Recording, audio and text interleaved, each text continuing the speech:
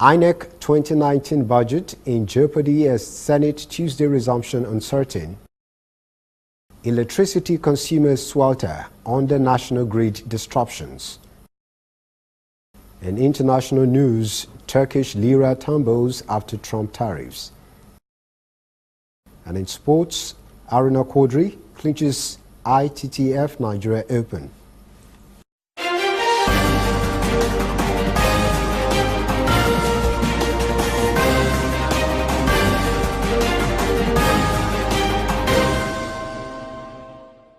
This is ANN News.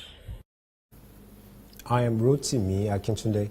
It is uncertain if senators and House of Representative members will reconvene tomorrow to consider the President Muhammadu Buhari's 2019 elections budget.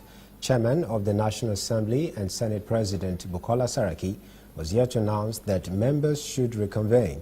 The Senate may also end up merely concurring with the report of the House Committee on the 2019 poll budget for the Independent National Electoral Commission, INEC. House Committee Chairman, Representative Aisha Duku, was said to have concluded the consideration of the budget before the abrupt recess of the National Assembly late last month. A member of the House from the Northwest said the budget is important, but there is anxiety everywhere on the security implications of recalling members. A principal officer in the House says Tuesday does not look practicable as the National Assembly leadership is trying to manage the tempers arising from the defections and last week's siege on the Assembly complex. Ahead of tomorrow's possible reconvening of the National Assembly, the reformed All Progressives Congress, a splinter group of the ruling All Progressives Congress, has raised alarm that APC and its national chairman, Adams Oshiomhole, have concluded plans to impeach the Senate President, Bukola Saraki, and his deputy, Ike Ekweremadu. Our APC is alleging that Oshiomhole has ordered all APC senators to ensure they participate in the plenary to effect Saraki's removal by interpreting the 1999 Constitution to cause commotion and to pass a vote of no confidence that would ultimately lead to his removal. Meanwhile, our APC, in a statement by its National Publicity Secretary, Kasim Afegbua, has called on the Senate President to invoke a constitutional provision to declare vacant Senator Godswill Akpabio's seat. Akpabio defected from the People's Democratic Party to the ruling All Progressives Congress last week.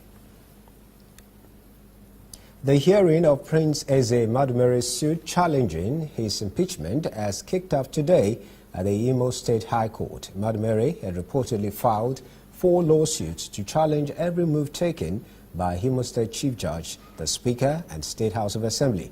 He is reported to have been at war for some time with incumbent Governor Rochas Okorocha. He was accused of gross misconduct and abandonment of his duty post when he traveled to the United States for 3 months. He was also charged with hiding a felonious act he allegedly committed while in America. Madumere's predecessor was impeached as well in 2013 for corruption. Madumere has denied all charges. The All Progressives Congress APC won the Katsina North senatorial seat, Bauchi South senatorial seat, and the Lokoja Kogi House of Representatives seat contested at the weekend. The People's Democratic Party (PDP) won the Cross River State House of Assembly seat. The by-elections were to fill vacancies created by the death of previous occupants. It was a family matter in Dora, Katsina State, as the Independent National Electoral Commission declared State Representative Ahmed Baba Keita of the All Progressives Congress APC as the winner of the election. He defeated his elder brother, Alhaji Kabir Baba Keita of the People's Democratic Party (PDP). The Katsina North Senatorial District is President Buhari's home district. APC candidate made a clean sweep of all the 12 local councils in the districts. Now to other news. The federal government has thrown its weight behind Dr. Wale Babalake as chairman, government renegotiating team of the 2009 agreement between ASU and the Nigerian government. He had earlier been rejected for the same position on Tuesday by the Academic Staff Union of Universities. ASU had described the chairman of the renegotiating team as a stumbling block to the process because he had sought to introduce tuition fees which the union considered unconstitutional. The team said in a signed statement that, among other things, The views communicated by Babalaki were the collective views of the renegotiation team, which had said it believes the government should increase funding for education. The federal government says it is empowering 2 million petty traders across the country with collateral-free loans this year. The new initiative, called Trader Money, will be implemented under the Government Enterprise and Empowerment Program. The scheme was launched last week in 5 markets across Lagos. It will provide a minimum of 30,000 loans in each state across the country. The initiative is designed to help petty traders expand their trade through collateral-free loans of 10,000 naira each to be repaid in 6 months. Beneficiaries could get access to higher facility of up to 50,000 naira if original loan is paid on time. 4,000 enumeration agents have been engaged by the Bank of Industry to help in identifying beneficiaries. Thus, if the beneficiaries would repay the loan, it's a good idea. This next story sounds like good news. The federal government has finally succumbed to stakeholders' pressure by removing value-added tax on cooking gas. Now, with this new development, consumers should expect a reduction of 20% in the price of cooking gas. This means 12.5 kilograms currently selling at 4,000 naira will reduce by 1,000 naira. An official announcement will be declared soon. The Nigerian Association of Liquefied Petroleum Gas Marketers, NAPGAM, believes this will attract more investors and reduce importation of gas. The transmission company of Nigeria's National Grid has been unstable this year, with more than 2,000 outages and interruption recorded in BEDC electricity meters of Delta, Edo, Ekiti and Ondo, leading to customer dissatisfaction. BEDC Director Mrs. Funke Oshibodu said despite supply interruptions, the company was able to record several improvement initiatives. According to her, BEDC has the highest number of meters among the 11 electricity distribution companies.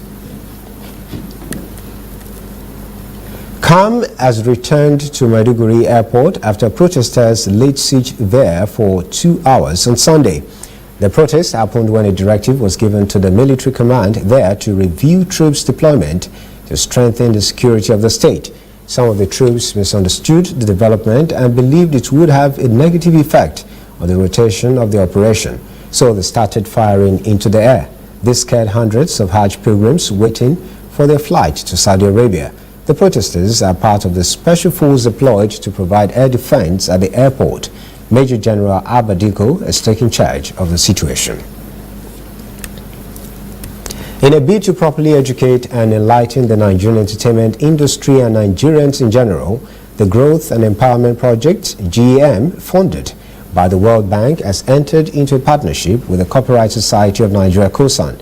The project is domiciled in the Federal Ministry of Industry, Trade and Investment. This partnership is to simplify the provisions of intellectual property rights so all can understand them. According to both parties, the decision on the project is in recognition of the impact COSAN has made across the continent on intellectual property. 5 girls, pupils at Regina Pace's Secondary School in Onitsha have achieved a feat Nigerians are celebrating. They have taken the world by surprise as they silence bigger challenges like the US, China, Spain and Turkey in the just concluded World Technovation Challenge, a program that offers girls around the world an opportunity to learn programming skills needed to become tech entrepreneurs and leaders. The girls developed an app called FD Detector to tackle the challenges of fake pharmaceutical drugs in Nigeria. Acting President Yemi Osinbajo has praised the team. The pupils have now become Africa's golden girls. They swept through more than 2,000 competing applications to get to the finals. Huge congratulations to these geniuses. Stay with us in the news. We'll return after these messages. While the world sleeps, ANN News stays awake. News takes no time off. We are awake so you can sleep. We report the stories that keep you up to date, events that affect your day, your week, month, and experiences. We scour the world, bringing it to your living room. Watch ANN News in a truly African spirit.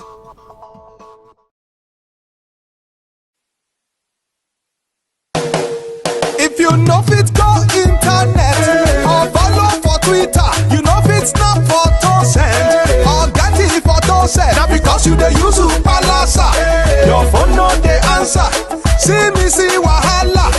My brother, go get smartphone, yeah. Drop that Palasa phone. Phone wey no go for your hand, yeah. Drop that Palasa phone. Phone wey no fit take selfie. Drop that Palasa phone. No be correct phone, yeah. Drop that Palasa phone. Upgrade to a smartphone today and get double data for 6 months on any MTN data bundle you buy. Simply purchase a smartphone from any store, anywhere in Nigeria, or bring your current smartphone from any network. Insert your MTN SIM card to start enjoying your double data bonus. Offer is open to all new and existing MTN subscribers. Join the largest smartphone movement today. Make it not for your hand, that's Palasa phone. Welcome back. This is CNN News. Now to African stories. Malians voted under heavy security in a runoff presidential election on Sunday. Incumbent Ibrahim Boubacar Keita is running against 68-year-old main opposition leader and former finance minister. Somalia seized several polling stations were closed in the restive central and northern regions due to security concerns. Keita is running to win a second term despite its surge in ethnic and militant violence during his tenure. The first round of the election was marred by armed attacks and other security incidents at about a fifth of polling places last month. European Union Observing Mission head told reporters it had deployed 90 observers across the country. It says there had been no major incident it had monitored. Meanwhile, suspected jihadists disrupted the runoff poll, killing one person. 5 military officers and a civilian have been killed between the rural communities of Bungo and Ugaru in eastern Burkina Faso. Officers were escorting mining workers to their extraction site when the vehicle hit an explosive device. Islamic extremists are launching more attacks on security forces in the area. Governor Ousmane Traoré said his eastern territory was under threat by young men who had received extremist training in Mali and have now returned to launch a brigade.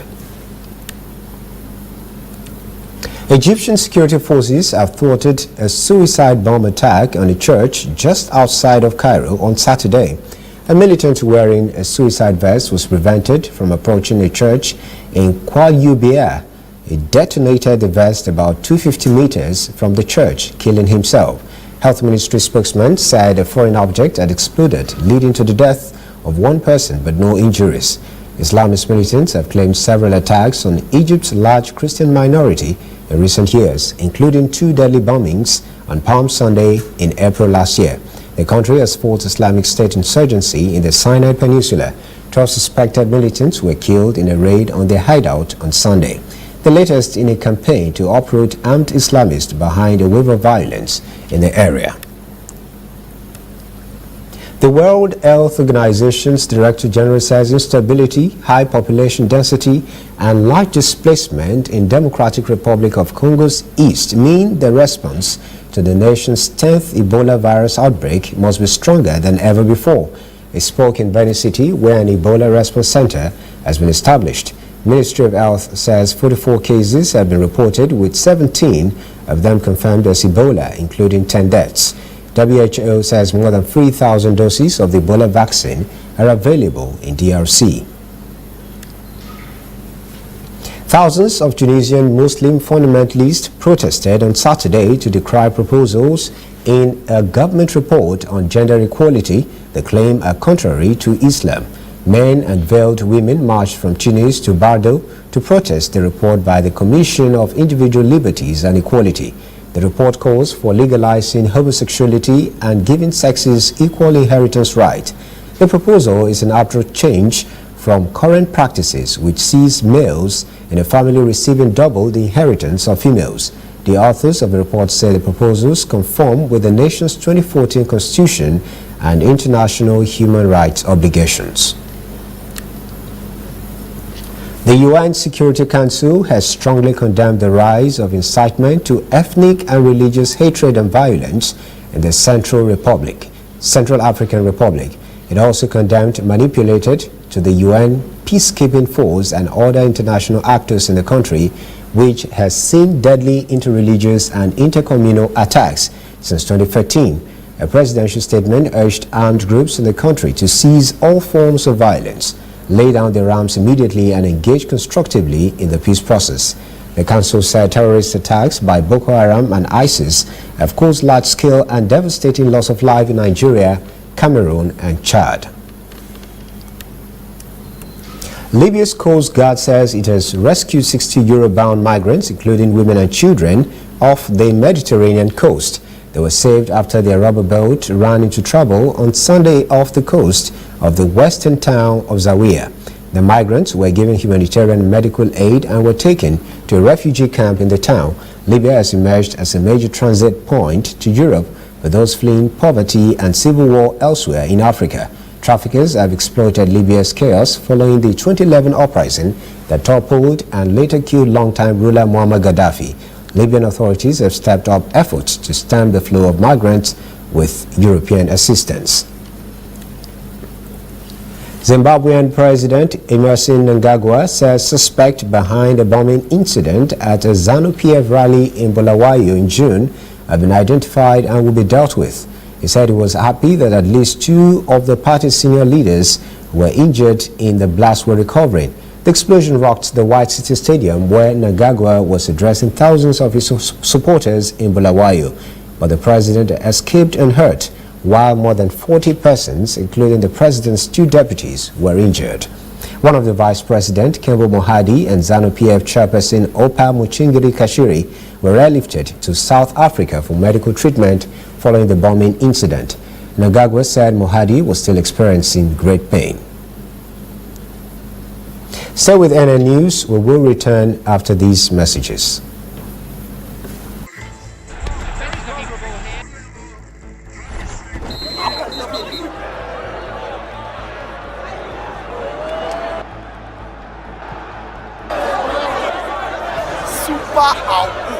MTN gives 2,000% bonus for reactivating your MTN SIM.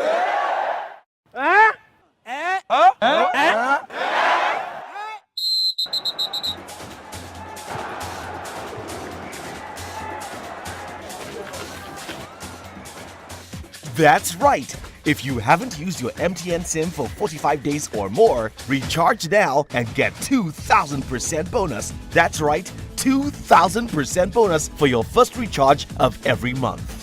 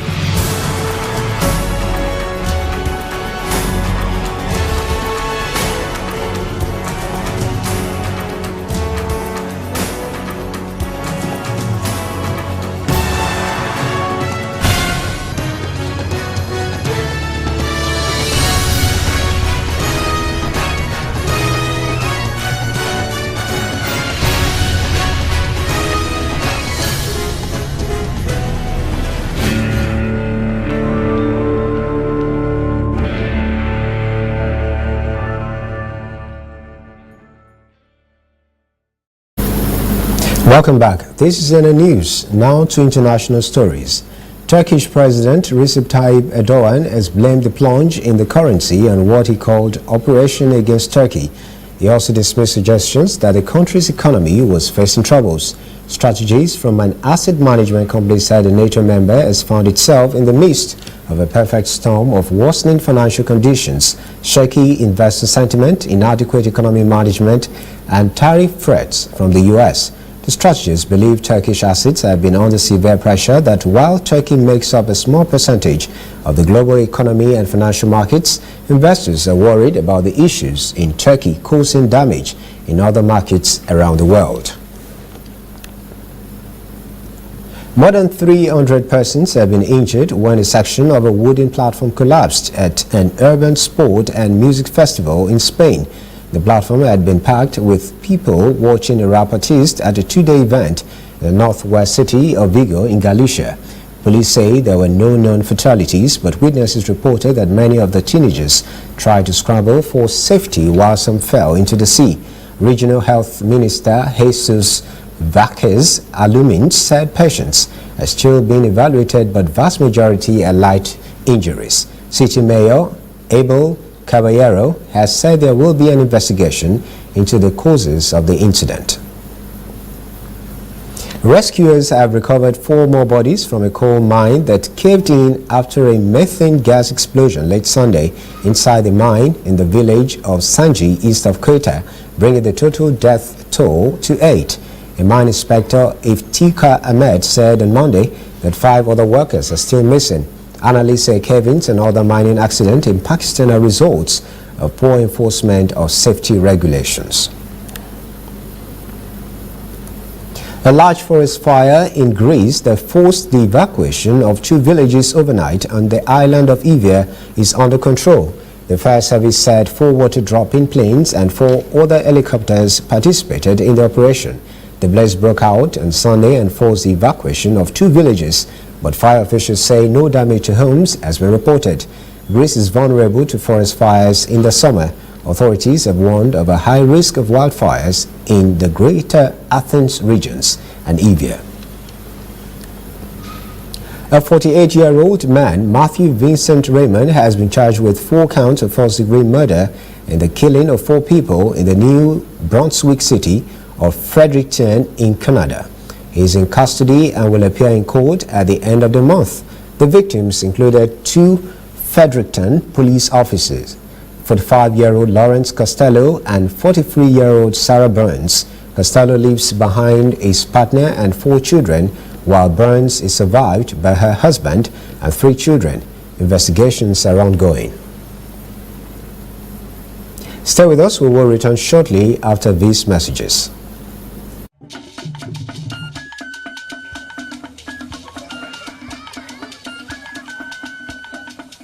Are you sure you want to do this? Adam, go and bring us your husband. Okay, hello baby. We're in this together, okay? Can you hear me? Keep coming forward. Wait, stop.